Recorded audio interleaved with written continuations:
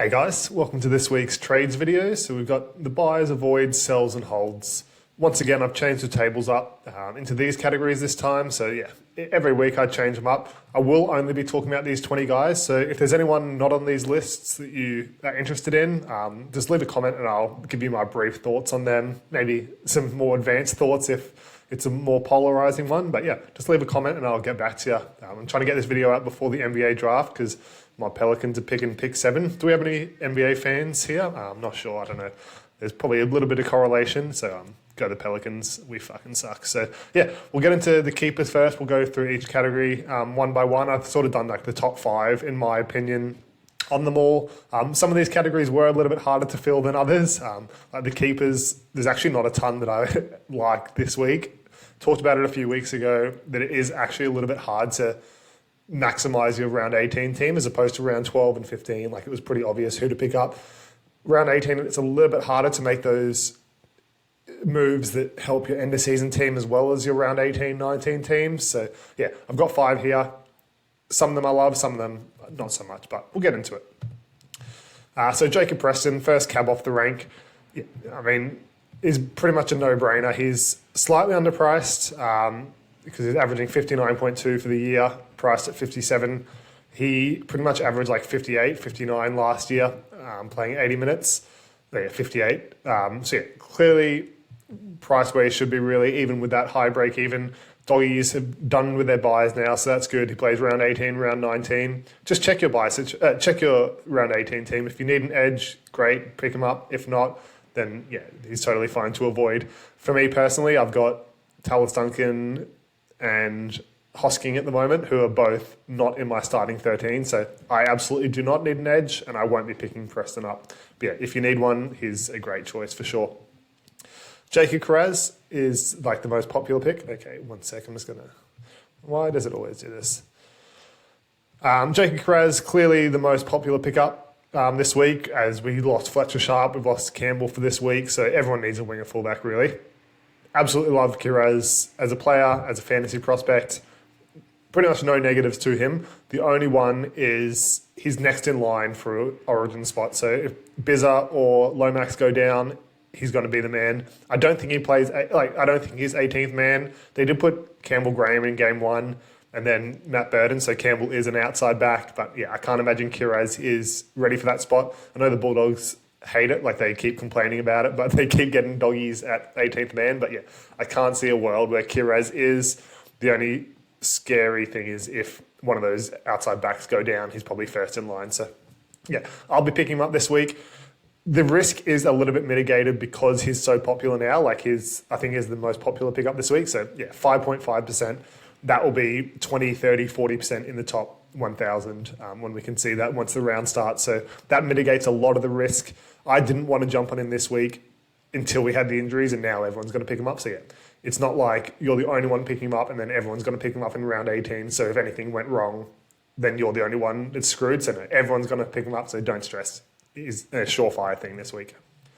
Jamal Fogarty, yeah, he was third on my list because there's no premiums. I originally had this category as premiums instead of keepers, but yeah, had to change that quickly once there were only 2.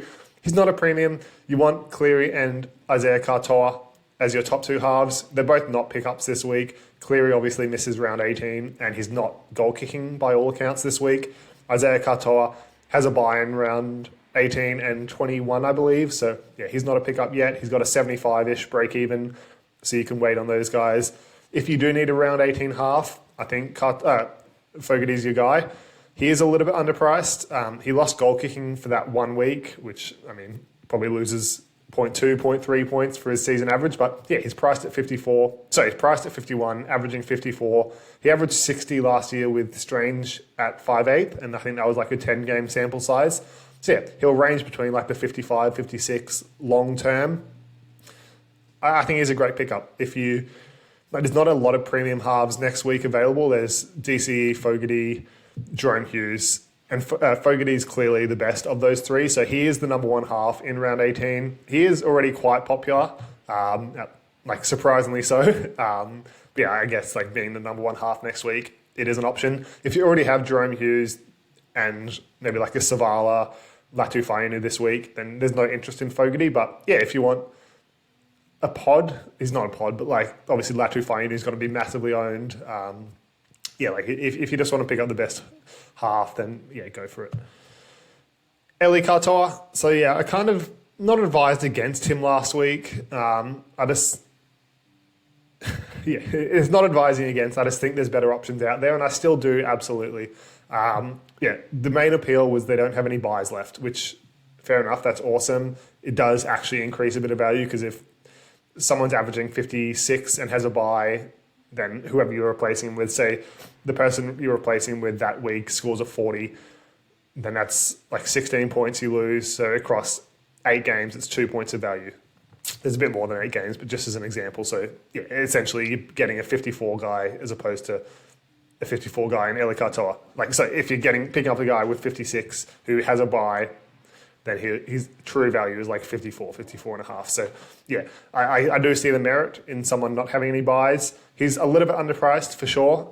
I think, yeah, he's a no-brainer if you do want him, if you need an edge and stuff like that. But there's so many around that mark, around like the low 50s to mid 50s in the edge position, most of which have dual and a little bit more upside than Katoa. But yeah, he's a great option for sure. He was more popular last week than this week. I think he's still picked up a little bit.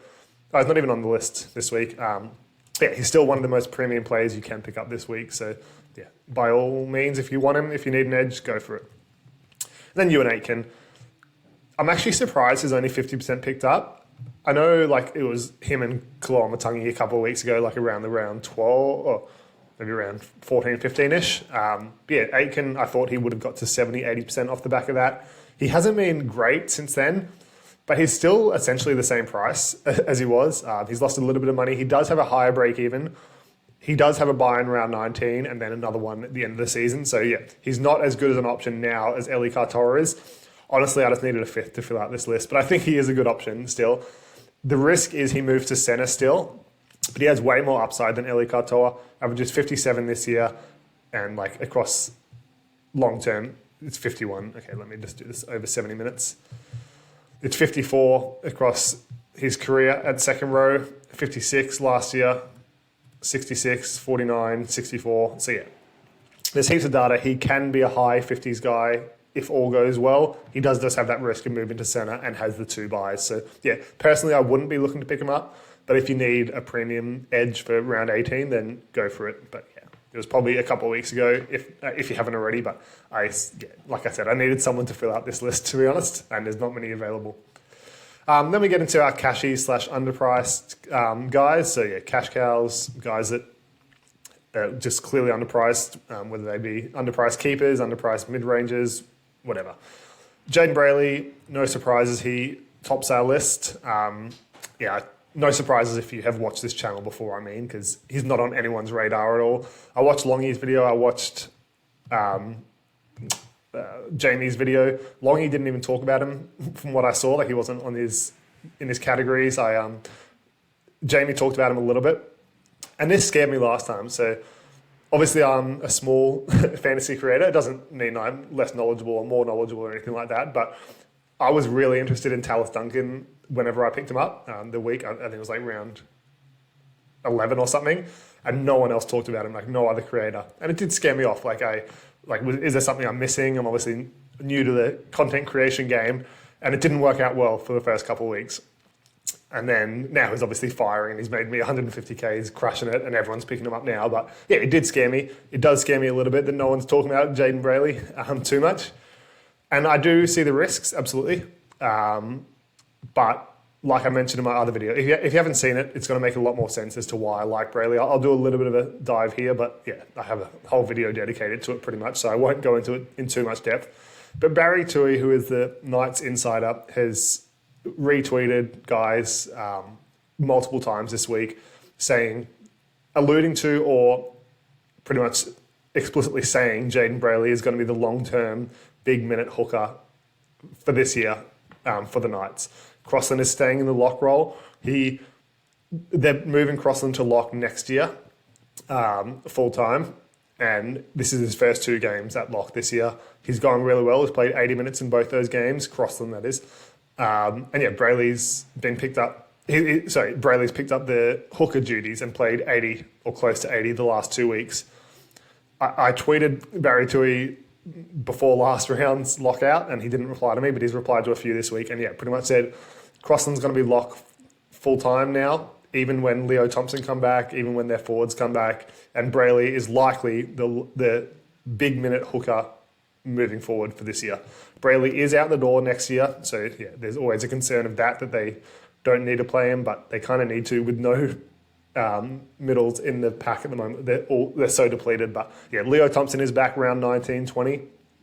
But even if it is a short-term play, he has a low break even. He's going to score around 50 when he's playing hooker in like 70 plus minutes because he's done it his whole career. It's just, yeah, Adam O'Brien likes to change the team heaps, but I trust Barry Tui for any Knights info, and I'm trusting him here. He averages 50 across his career, playing 70 plus minutes a hooker. And yeah, even if he is only there for 3-4 weeks for us, that's enough to make 150k, and they're keeper level scores to play in our team, whereas someone else, like more cash cows, different cash cows don't have that upside where you're not going to play him every week, whereas Brailey absolutely does as long as his role stays the same. And yeah, it might not, but that's the information I'm getting from, it is readily available from the Knights Insider. So it's not coming from me, my speculation is coming from guys inside the club. So yeah, that's what I'm going with, and I'm absolutely picking him up this week. Latu Fainu, yeah, this is the no-brainer one. Everyone's picking him up. Second most popular pickup behind Kiraz. And yeah, he is the number one cash cow for sure. Do have some slight concerns. Talked about it again in that Brailey video. There's not much value in him in round 18 because he versus the Roosters. So it's the Tigers versus the Roosters, so you can't play them both. You can't play both him and Savala. Okay, this isn't working. You can't play both him and Savala because they play in the same team. Well, you can play them, but you can't loop them, I mean. So Fogarty plays beforehand. Who's the other one? Jerome Hughes plays beforehand, and then DC is the only one that plays after. So yeah, there's no real way of playing Latu Fainu next week. The only thing you're getting him for is the cash generation. Unlike Brailey, he's not going to play in your team every week, unless he's pumping out 50s every week. But yeah, he's not a massive kicking half, so he probably scores somewhere between 40 to 45. I mentioned his upside is a slightly worse Savala, and his downside. Oh my god. His downside is a slightly better King Tongia. So he probably falls somewhere between that 35 to 45 every week, and is priced at 22, so that's fine. It's just when are you looking to get off him? If you're only holding him for a couple of weeks, he won't make that cash generation. If you're holding him longer term, then you probably won't be able to get to your final team for a while. So that's the only thoughts. I am probably picking him up. It's a 50-50 at this stage for me, but I kind of want to because everyone else is going to. So yeah, I don't want to anti-pot him in case he goes crazy, but yeah, I think the signs, if this was round 1, I would absolutely pick him up, no brainer. This is a little bit trickier in round 17, but I think I will. Because then even if like Savala gets injured, Jerome Hughes gets injured, then I have that second half. So yeah, there's pros and cons. I think he's a great pickup, but yeah, there's just some issues with it, I guess. Jerome Hughes, so yeah, he was mainly popular last week, but he is still getting picked up this week. Nothing changed from last week that would scare me off. He didn't make that much money. He went up 18k, so that's fine. That's a point of value. Yeah, it's totally fine. He's been on everyone's radar for like the last month, 2 months even, and the signs are starting to get there. Last week wasn't great, I'll be honest. The kick meters were awesome, but we knew that was going to happen with Munster backing up from Origin. We just haven't had Munster out of the team with Hughes playing because they had a bye in round 12 and 15. So I expect it to be awesome in round 18. I actually haven't checked this, but let's have a look what his scores were last year without Munster. 58 and average 62 with him. So yeah, that didn't change too much, but I mean, a 58 average without him is great if he's going to do that. But yeah, he's obviously not the same player this year, but the signs are absolutely there in round 14. Like he was running the ball like crazy. It just died off the cliff last week. So yeah, Storm have so many assets. Like someone's going to pop off most weeks. It's just not always going to be the same guy. But yeah, I'm really excited by him. Like he does have a few games where he got injured early in the season. He looks healthy now. I'm totally fine if you want to still buy him. He's still a great option. Scotty Drinkwater, absolutely hopeless. I picked him up here for 705k and now he's 549k. I thought it was a great option at 700k. Nothing's really changed apart from the Cowboys suck. He's an awesome option at 550k. Everyone needs a winger fullback for next week, or almost everyone, especially if you probably need one this week as well with Fletcher Sharp and Jaden Campbell, but round 18 was already tricky enough. He's getting down to that Reece Walsh, Kalen Ponga price point, and he has more upside. And yeah, he plays every game until the last game of the season. So yeah, he will have his shit scores, absolutely. It's a roller coaster, but I think priced at 41, that's an absolute no-brainer. I did talk about it. A bit concerned he loses goal kicking. Firstly, he averaged 49 without goal kicking last year, so that's totally fine. But yeah, it's not ideal if he does. He's averaging 5.2 points in goal kicking this year. Rob Derby's 18th man if he plays in the team. Not Rob Derby, Tom Duffy. If Tom Duffy plays, I expect him to take goal kicking, at the very least from the left-hand side of the field. Well, left-hand touchline more so, because Scotty Drinkwater cannot kick them. He's a left footer. Obviously, that hurts people in general, but he's like a shocking goal kicker from that side. So, yeah, Tom Duffy has taken them for a couple of weeks now, and Scotty Drinkwater, in the games that Tom Duffy has taken them, Drinkwater's taken them back from in front and stuff like that. So, at this stage, he will still have most of it, but I don't know why they'd want to chop and change all the time. So, yeah, if Tom Duffy's in the team, if he's on the interchange bench, it's fine. But if he's starting in any capacity soon, then he will take them, absolutely. So, yeah, just something to think about, but it's not too much of a concern. Then Jed Stewart. Don't love this one at all. If you're getting him in, just think of him as a pure cash down. And that's all. There is upside, absolutely. He scored a 31 and made 10k already. He has a low break even. There's every chance he makes 100, 150k. He'll just need to score tries. That's totally out of your control. So it's like a pure luck thing. So if you're getting him in, just think of him as a pure cash down. Don't think of him as a number for round 18. It was the same as Lawson back in round 15. He was just a cash down price with a little bit of upside in round 15. He didn't score well, and that's totally fine because that's not what we brought him in for. Same as Jed Stewart. If he scores a 40 next week for you, absolutely great. That cash generation will flow, but that's not what you're bringing him in for. You're bringing him in as your cash down with slight upside. So, yeah, I bought him in last week over Reece Walsh. Kind of regret it, kind of not. It kind of works for my team. So, yeah. But I knew that he's going to score shit. A 31 was above my expectations, and that was with a try. So, that's fine. He's a cash down. If he provides any more value, which he absolutely can, but you don't want to think about that, then yeah, bring him in. He does still have merit. He could easily pump out a 35-40 next week, and that's awesome value because it's such a tricky round for winger fullback. But just don't go into it expecting that because you'll be disappointed for sure. That's about it for the Cashies underpriced. Again, it was a slightly hard one. But yeah, Brailey sort of takes the cake for me, even though it's not on anyone's radar. And that's why he's number one on the pod section. So yeah, literally no one is talking about him. He's not on the Who's Hot list. So I won't talk about him again, but yeah, he's good enough for me that he goes on both lists. Jamie Humphries, he was a talking point in round 15. He's gotten even cheaper since then, I believe. 7k cheaper.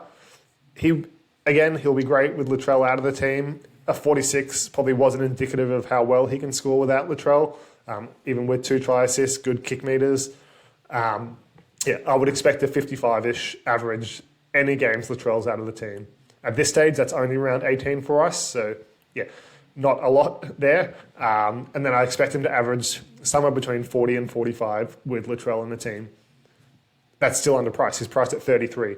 So yeah, there's clear value there no matter which way you spin it.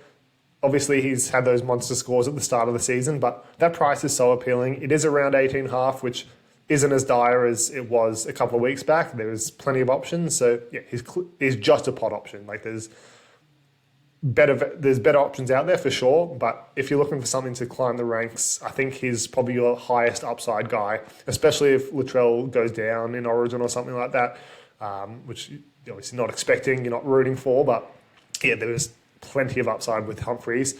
I'm not doing it personally, but yeah, a good pot option for sure. Samuel Afainu. So what is going on? I shouldn't have had those jam drops. Samuel Fainu, talked about him last week as a decent option, decent alternative to Tallis Duncan. And yeah, he scored a 48, which is great. If priced super low at 31, his data this year hasn't been great. I just wanted him to see him get back to an 80-minute role, and he looked awesome last week. So for me, there's no issues with that. I think he'll play 80 long term. That's totally fine.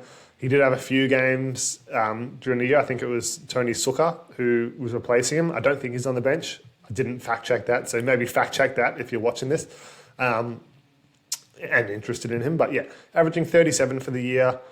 Last year he averaged 42 at edge in the exact same role. The base stats haven't changed too much. Like his 0.9 less tackles, 14 less meters, so 1.4. So that's 2.2 points there. And everything else is pretty similar. Like the tackle breaks slightly down, so missed tackles slightly up, offload slightly down. But yeah, it's all minimal stuff. So plenty of room for growth. He should actually be better than he was last year because he's getting older. Like he's a younger player, so that more experience. But it just hasn't translated yet. But last week the signs were really good. Like he looked awesome. Obviously, he had that game scoring 10, not doing a lot of anything, and that was an outlier game. Apart from that, he scored fairly decently. It's a pretty gross option. Like it's round 17, and you're thinking about bringing someone with an upside of 42. So yeah, I don't love it by any means, but he's a pot option. If you missed out on Tallis Duncan or someone like that, if you're desperate for a mid-edge cover in round 18, 19, then yeah, there's certainly some merit. Don't recommend it, but he is a good pod. Jacob Laban. So if he had a better buy schedule, if he played round 18, I would potentially be looking at him if I needed an edge. His base is actually really good. Sorry, not his base. His PPM is really good.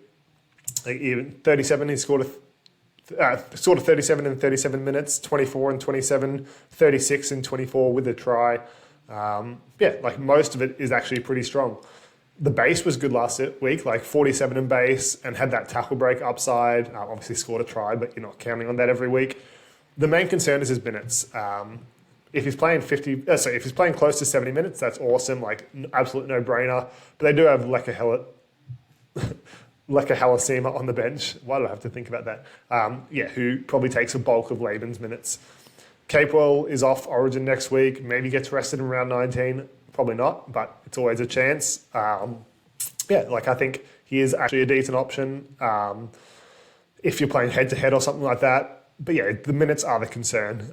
I assume Capewell is going to be the 80-minute guy as opposed to Laban, but Laban's younger. They were touting him for this role back in the day. So yeah, I think there's a chance he'll get better as the season goes on. Speaking of Capewell, he's actually also a really good pot option for after Origin, because should be back to that 80-minute second row role, where it's averaging 40, priced at 30, averaged 45 last year. So it could be 15 points undervalued, has that center dual. It's just like a round 19 pickup onwards, but yeah, could be a cheap enabler for you. But yeah, I'd probably avoid those guys for sure, but I just wanted to talk about them as pods. Then Blake Steep. So yeah, I put an asterisk there because he has a bye this week. He's not an option this week. There were other pods I could have talked about, but they're not ones I recommend too much, so I didn't want to talk about them that much. But Blake Steep, I'm actually very interested in this next week. If I trade Hosking and then someone like Kaloa Matangi makes Origin, Blake Steep's on my radar for sure. Radley's out for a month. I talked about him as a great option last week because I thought Radley would be out a bit longer term. He's had so many HIAs. They need to do something. He passed the HIA and still didn't come back on, which is a really bad sign. So yeah, hopefully Radley's all good, but he's out a month now. I expect him to come back into a lower minute role, same as Nat Butcher when he comes back.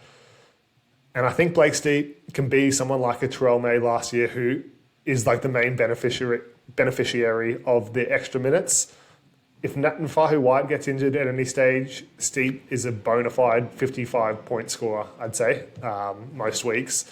But obviously, Nafahu White's healthy at the moment. We're not banking on injuries or anything like that. But his data, playing 50-plus minutes, is awesome, even 40-plus minutes. So he scored a 53 and 46, 68 and 53, 54 and 56, and 48 and 57. That's without a try, only one try save, only 2 turnover tackles. The rest is in base, like 44 in base in 53 minutes. He offloads the ball like a lot, really. Tackle breaks are there. He doesn't miss many tackles. I really like this guy as a fantasy option. He started out really slow last week. He was on 2 after like 10 minutes or something and still went a point a minute after that. So, yeah, I think he's a really good option from next week onwards. I just want to see what the Roosters pack is like. I assume he's on the bench still. If he's starting, which I don't think he will, but if he gets the start, then absolutely he's coming into my team no matter what. But even on the interchange bench, I think he should be playing a 50-plus minute role in my eyes. So, yeah, I'm super excited by him. He's definitely a pod. Like, look at that ownership. It won't increase next week. It won't increase this week, obviously, because they have a bye, but he's not gonna be a popular option next week. If you need an edge, I really like it. He should get mid-dual at some stage as well. I assume Egan Butcher will move into the Siwa Wong role as well, which frees up a little bit of minutes in the pack as well. So, yeah, really, really like Blake Steep for next week. But, yeah, it's a wait and see at this stage. In the avoids section, so we'll start off with Latrell. Nothing to do with him as a player or anything, or a fantasy option. Like, I will want to pick him up in round 19. It's just you're buying him for a 1-week rental this week, essentially, and then he's off next week again. With Origin and the bye, if he gets injured or something in Origin, which is more likely than an NRL game, then yeah, you're screwed and you have to trade him back out. So just give yourself the insurance, wait a week, pick him up in round 19. His break even isn't super low, so it's where he's priced at. Yeah, totally fine to just wait. He's really good. Like, their signs are absolutely awesome. If you don't need a round 18 winger fullback, then yeah, sure, bring him in this week, because most of us need one this week. But yeah, you can just wait. He's averaging 60 at fullback, so clearly underpriced. He will be coming into my team at one stage. It's just not going to be this week. Yeah, look at those kick meters the last 2 weeks. That is insane. And that's with Jamie Humphries in the team. So what are they doing? Like, Jamie Humphries was awesome at kicking earlier in the year, but yeah, clearly don't want him to be kicking. They want Latrell to do it. And yeah, he will average 60 plus most weeks. If you want a pod for this week, then sure. He's not really that poddish. He's getting picked up by heaps. Although I'd expect that to be like less than 1% in the top 1,000. So yeah, if you want a pod in the higher ranks, then sure, but otherwise just avoid him. Josiah Karapani. Yeah, I just think he's a pretty clear avoid. He scored 2 tries in each week and is still averaging 44.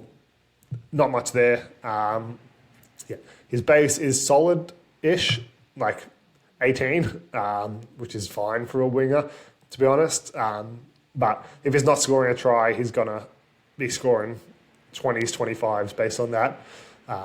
Yeah, like, he should score a few tries in that Broncos team, but he's not a cash down. Like, he's 330K. He is a good player in real life, sure. But yeah, what's he actually doing to your team? It just takes one score of like 10 or 20, and he's going to be losing money. Or not losing money, but his cash generation will completely deplete. So yeah, hate this as an option. He needs to score 2 tries every week to be good, like to be worth it, and this is not going to happen. So yeah, do not pick him up, please, unless you, yeah, I don't know, want a high risk, high reward. It's not even high reward, just high risk. Yeah, I don't know. Anyway, Kurt Donahue, yeah, I don't think he's getting picked up by too many this week. There weren't too many avoids, to be honest. Yeah, I think he's scoring well. Actually, he was getting picked up. Sorry, I lied. He's somewhere here. Yeah, at the bottom.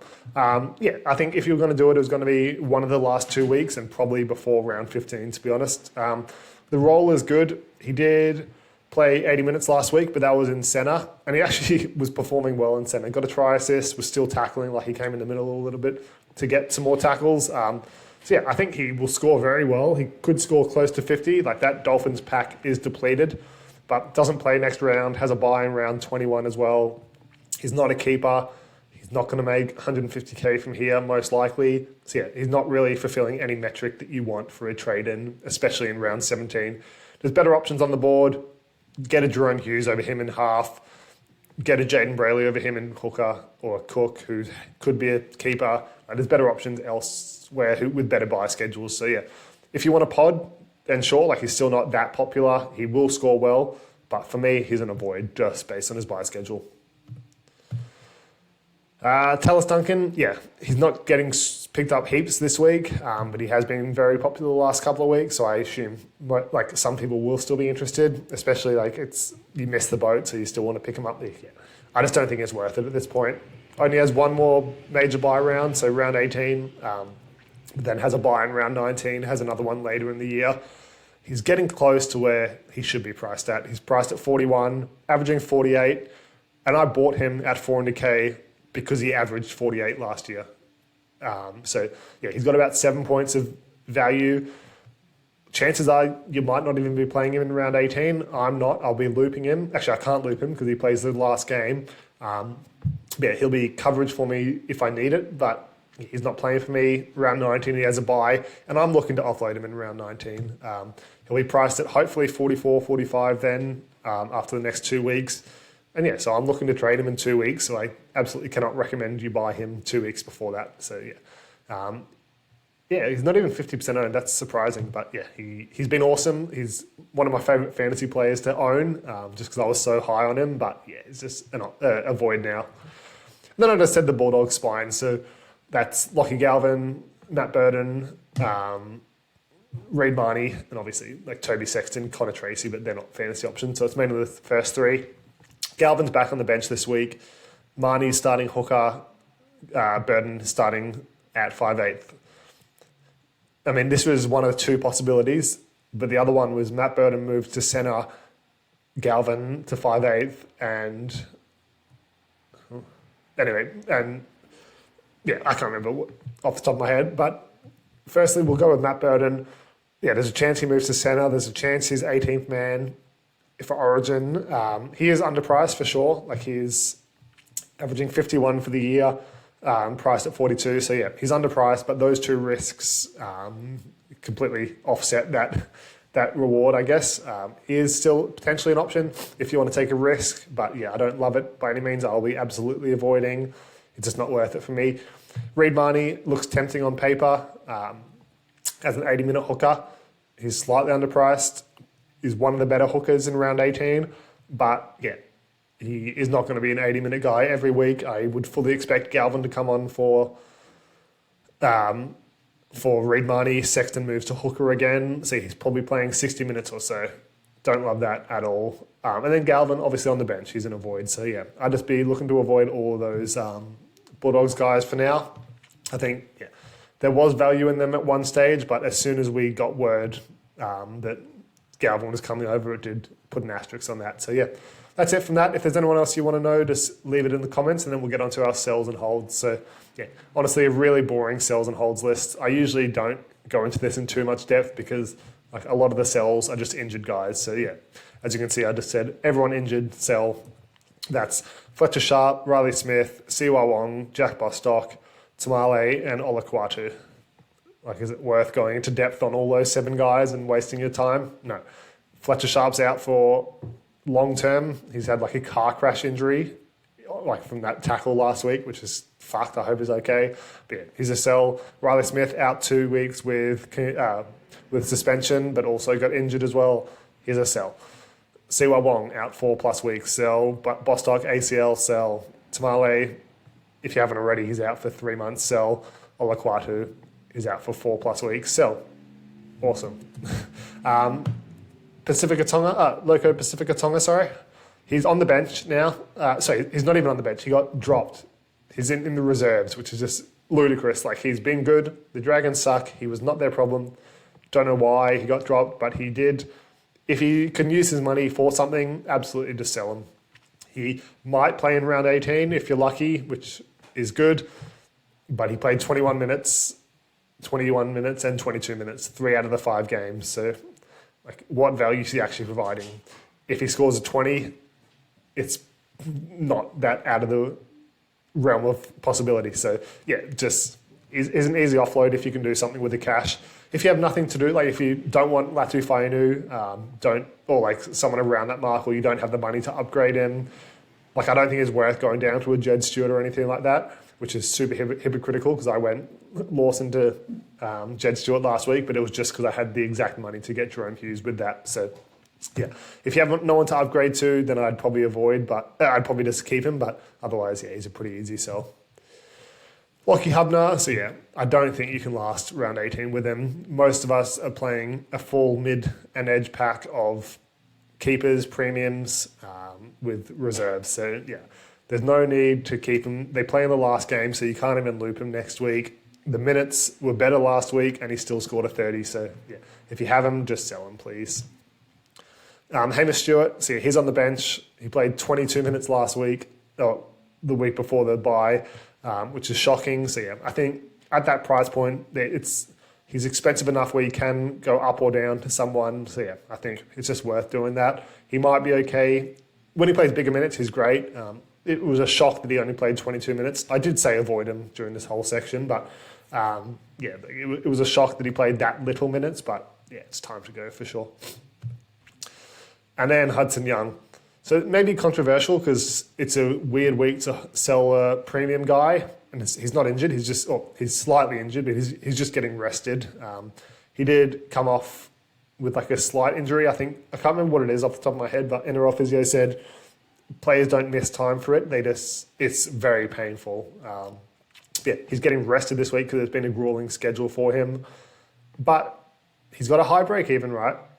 He is probably the number 1 or number 2 edge for the year behind Preston, but maybe not. Like, he is averaging crazy this year. Like, he's averaging 64, which is far and away the best edge.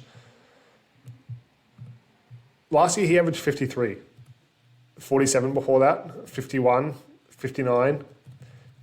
Like, do you believe he's going to average 64? And if you do, then keep him for sure.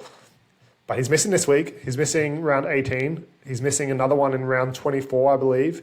So that's 3 buys. So what we talked about before, where if his replacement is scoring 40 for your team in the weeks he's not playing, then you're losing 24 points each week. So that's 72 points you lose across 10 rounds. So that's 7.2 points of value. So even if he averages 64, he actually averages 56 for your team because of those factors. And that depends on what your replacement, like what his value over the replacement is. If your replacement scores a 60, then it's a lot, like he's more like a 61, 62 point guy. But yeah, if you don't have a decent replacement, then he loses a lot of value.